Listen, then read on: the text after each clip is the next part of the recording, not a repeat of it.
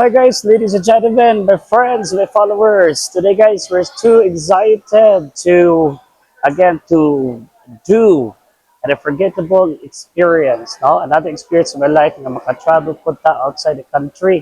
We're so fortunate kay gitagaan gyud ta ani nga privilege na of course to makatanaw mo to sa kita sa kultura ngadto sa uban nga lahi. So natakaroon diri sa Ninoy International Airport and we are preparing to leave an hour later ato ang i-present atong mga documents nato sa immigration and finally makaadto kita sa passengers lounge.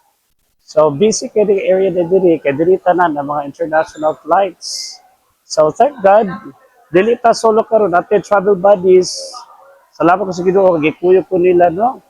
Dayon medyo kabado ta to kay wata kabaloon sa mga ipang question sa tuwa sa immigration. So ma'am, ang importante kayong i-anticipate yun nato tanan ng mga needs nato, no? Ang mga requirements sa immigration. So ato ang flight later, 10 o'clock, ang ato ang paglupad no, ngadto sa Vietnam. And then, na-prepare na po nato ang mga necessary dito nga mga itineraries padulong ato ang area.